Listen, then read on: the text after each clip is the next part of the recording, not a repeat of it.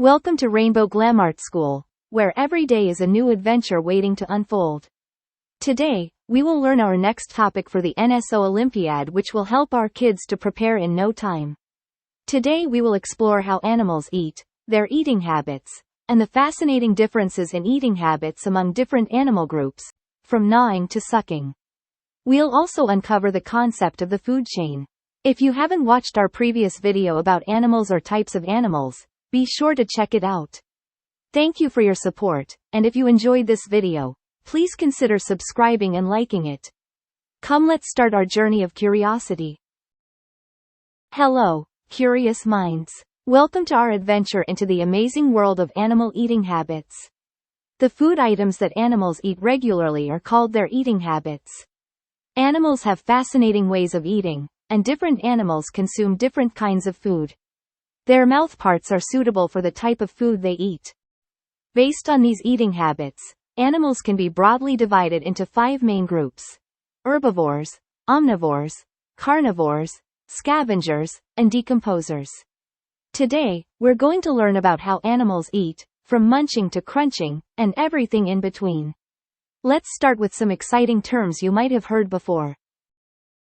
Ever wondered what it means when an animal gnaws its food? Well, gnawing is when an animal uses its sharp teeth to nibble away at something hard, like a bone or a stick. If something is repeatedly bitten or chewed with front teeth, it is called gnawing. Animals such as squirrels, rabbits, and rats have a pair of long, sharp front teeth in the lower and upper jaws. These teeth help them to gnaw seeds, fruits, grains, and nuts. Next up, we have animals that tear and chew. This is when an animal rips its food into smaller pieces using its claws or teeth.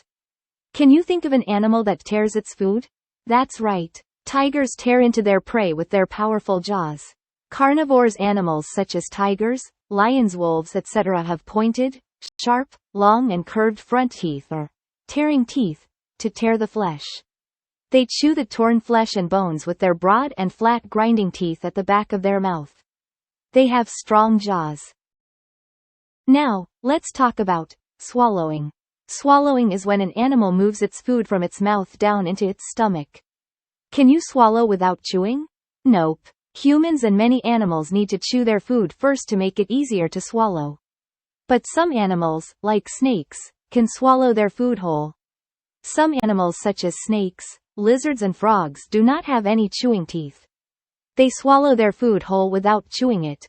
Snakes do not have teeth at all, so they cannot chew their food. They swallow their prey such as rats and frogs as a whole. Lizards and frogs have long, sticky tongues for catching their prey. A lizard or frog shoots out its tongue to catch insects. Once the insect gets stuck onto its tongue, it rolls the tongue back into its mouth and swallows the prey. Here's a special treat just for you.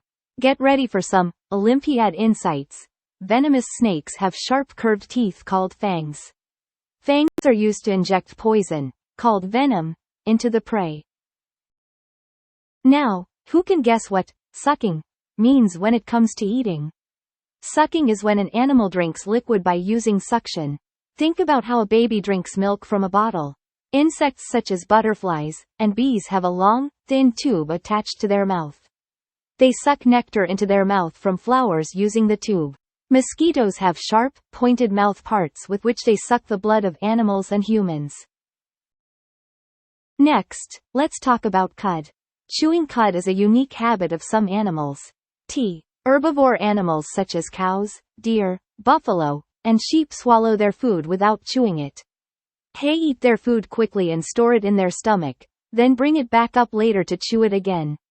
This process is known as chewing the cud. The partially chewed and swallowed food is known as cud. These animals have strong and broad teeth, biting teeth, in the front to bite off the leaves and grass, and have strong flat and broad chewing teeth, grinding teeth, at the back, which helps them chew the food well. Now, get ready for a special treat just for you. It's time for some Olympiad insights, extra nuggets of knowledge to take your understanding to the next level. Cows do not have upper front teeth. The upper jaw is covered with a thick layer of hard skin called a dental pad. Now, who can tell me what lap means in the world of animal eating habits. Exactly. When an animal laps up its food, it uses its tongue to drink liquid or scoop up food, just like how a cat drinks milk. Animals such as cats and dogs use their tongue to lap up water or milk. Isn't nature amazing? But wait, there's more. Some animals have super special eating habits, like using their trunks. Elephants use their trunks like a hand to pick up food and bring it to their mouths. Elephants have a huge, long trunk that helps them tear off branches and leaves from trees, drink water, shower, and lift wood logs. Next comes our slimy friends, the earthworms.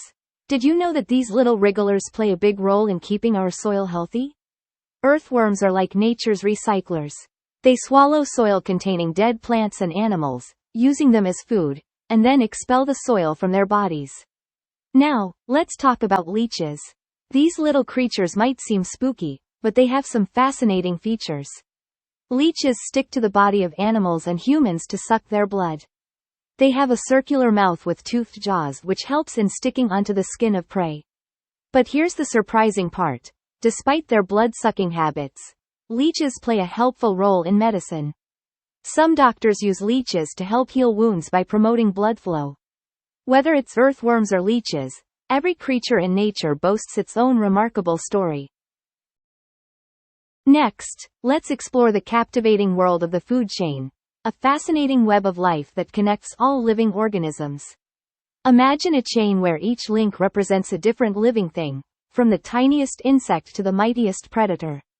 That's the food chain. A food chain is formed when plants are eaten by animals, which are then consumed by other animals. It illustrates how living beings depend on each other for food. Plants are referred to as producers, because they create their own food, so all food chains begin with a plant. All animals, whether herbivores or carnivores, depend directly or indirectly on plants. A herbivore eats plants and a carnivore eats the herbivore. Change in the number of one organism in a population also affects the number of other organisms connected to it through the food chain. The lower number of carnivores means an increased number of herbivores. E.g., a grasshopper eats grass. A frog eats the grasshopper. A snake eats the frog and the hawk hunts and consumes the snake. After the hawk dies, bacteria and fungi decompose its remains, breaking down the organic matter into simpler nutrients.